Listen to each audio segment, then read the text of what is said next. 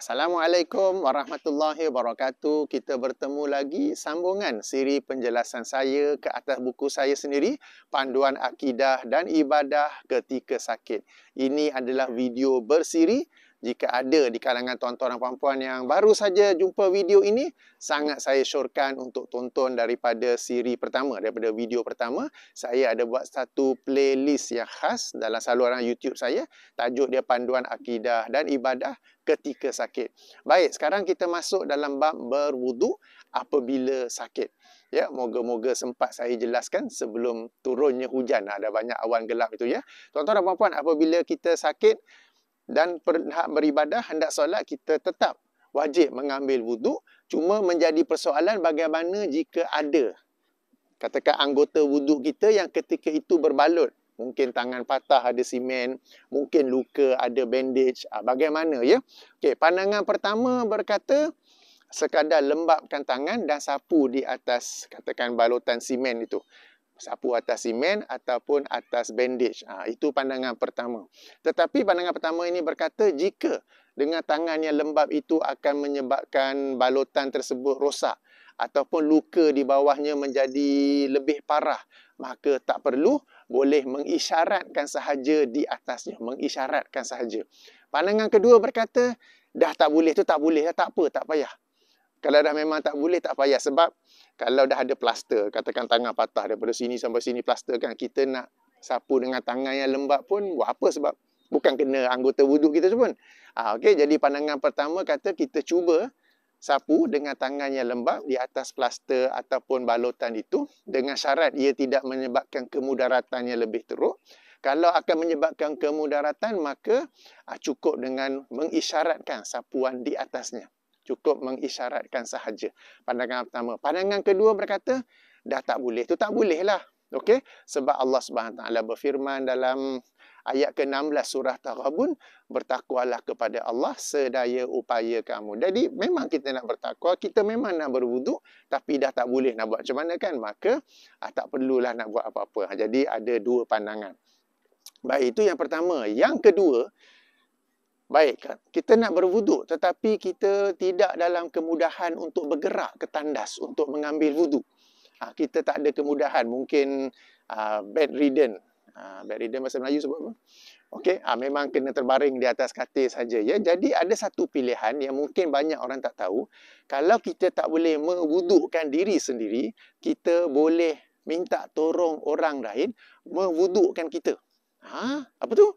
Kita boleh panggil orang lain untuk tolong mewudukkan kita. Macam mana? Katakan ada anak yang teman sama ketika di hospital ataupun di rumah, ada pembantu ke apa, minta dia bawa air dalam satu bekas, tak payah bawa baldi apa, bawa bekas, dan dia yang mewudukkan kita. Dia yang ambil air tu sapu, dia ambil air saya sapu. Okey. Dan itu salah satu cara yang boleh. Katakan kita di hospital, ada orang mari ziarah. Ketika dia mari ziarah, kita boleh minta tolong dia. Boleh tak wudukkan saya?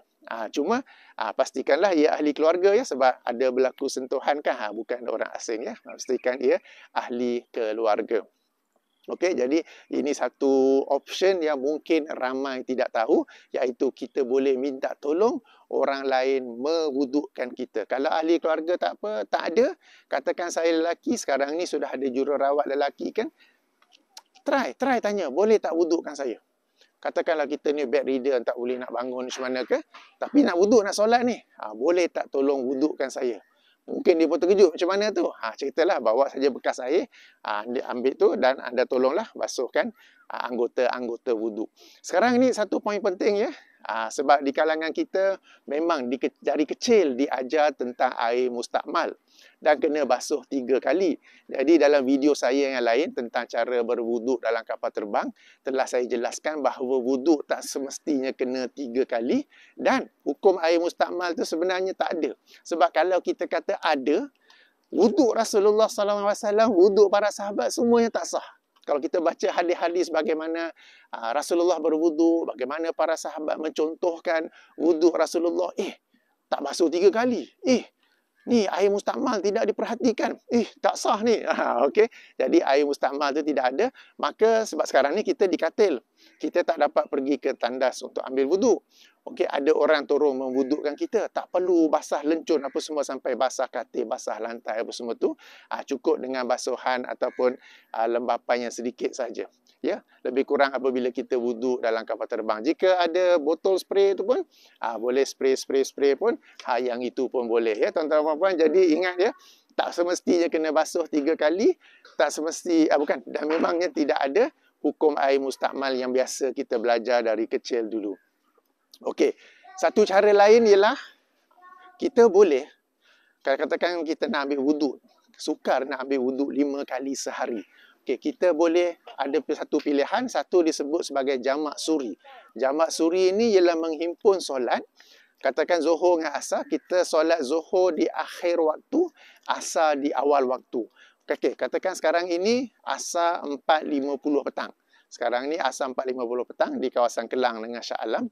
Maka 4.30 kita ambil wuduk dan kita solat Zuhur. Okey? Kemudian azan Asar, kita solat Asar. Jadi maka dengan satu wuduk itu kita dapat solat 2. Sama juga Maghrib dengan Isyak. Kita solat Maghrib di akhir waktu, Isyak di awal waktu. Katakan sekarang ni Isyak masuk 8.40. Maka 8 suku kita ambil wuduk dan kita solat Maghrib. Tunggu sekejap. Biasakan diri tak payah kentut, tunggu sekejap, lepas tu dah masuk Isyak, kita boleh solat Isyak. Ini namanya jamak suri. Ini yang pertama.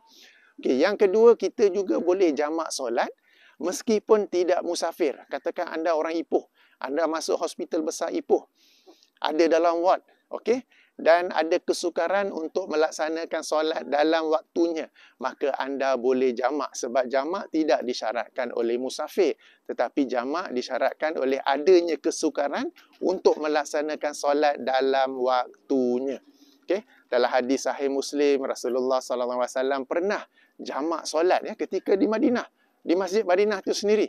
Okey, ketika di Madinah, sebab yang diberikan ialah hari akan hujan. Okey, hari akan hujan, jadi mereka jamakkan solat. Okey, jadi menjamakkan solat, tak apa, memang terkejut dengar. Memang terkejut dengar sebab sebelum ini bila kita belajar jamak ni ketika musafir. Sekarang ni saya tak musafir, saya orang Johor Bahru masuk hospital Johor Bahru. Saya orang Kuantan masuk hospital Kuantan, saya tak musafir. Tak. Jamak tidak disyaratkan dengan musafir. Tidak disyaratkan oleh musafir asalkan anda ada kesukaran yang genuine, yang betul-betul suka, bukan malas. Bukan sebab nak apa ya. Jadi masing-masing orang dia tahu kemampuan dirinya macam mana, apakah boleh ataupun adakah kesukaran di situ, maka jika perlu dia boleh menjamak solatnya ya. Okey. Jadi ini satu lagi option. Ingat jamak suri menghimpunkan 2 waktu, 2 solat, satu di penghujung waktu, satu di awal waktunya ya. Dan satu lagi jamak, boleh jamak takdim atau jamak takhir. Jadi ada 2 pilihan di situ. Okey, jadi ini adalah cara-cara bagaimana untuk memudahkan kita berwuduk dan solat apabila sakit. Yang ni apabila sakit tau. Bukan bila tengah sehat-sehat macam ni, tiba-tiba buat macam tu tak. Ini apabila kita sedang sakit dan kita sememangnya genuinely having difficulty to take ablution as per normal, then we have these choices. Sebab dalam Islam apabila ada kesukaran, disitulah ada kemudahan. Apabila kita ada kesukaran kerana penyakit, untuk ambil wuduk seperti biasa, kerana anggota berbalut, ataupun kesukaran untuk pergi ke tandas ambil wuduk, tadi saya bagi tips, boleh minta orang tolong wudukkan, tapi tak ada siapa-siapa yang nak tolong wudukkan. Kita minta pun, ada orang pun dia macam, tolong wuduk kan? Boleh macam tu. Selalu sebab selama ni kita ambil wuduk untuk diri sendiri kan. Kita tak pernah mewudukkan orang lain. Sebenarnya boleh mewudukkan orang lain ya. Jadi kepada tuan-tuan dan puan-puan yang apabila ziarah ahli keluarga, kawan-kawan yang sakit, ada satu pilihan untuk mewudukkan mereka. Okay, mewudukkan mereka, cuma kena perhatikan ya sentuhan tu antara lelaki, wanita, mahram ataupun bukan. Baik, sehingga sini saja dulu. Alhamdulillah sempat sebelum hujan. Poin penting seperti biasa, poin penting apabila kita sakit, Allah SWT ingin menguji kita agar kita semakin hampir dengannya. Maka jangan pula apabila kita sakit, kita menjadi semakin jauh. Tidak solat, tidak mahu beribadah kepadanya. Jangan pula begitu, terbalik. Apabila kita sakit, Allah SWT menguji kita supaya kita dengan ujian tersebut, kita kembali kepada Allah, kita lebih hampir kepada Allah, kita beribadah kepadanya, ya. Jadi jangan tidak solat ketika sakit. Jangan kata tak apa, nanti aku dah sihat, aku qada lah. Tengok-tengok tak sihat. Tengok-tengok. Okey, lain pula ceritanya, ya. Okey. Sehingga sini saja dahulu. Subhanakallahumma wa bihamdika asyhadu an la ilaha illa anta astaghfiruka wa atubu ilaika. Assalamualaikum warahmatullahi wabarakatuh.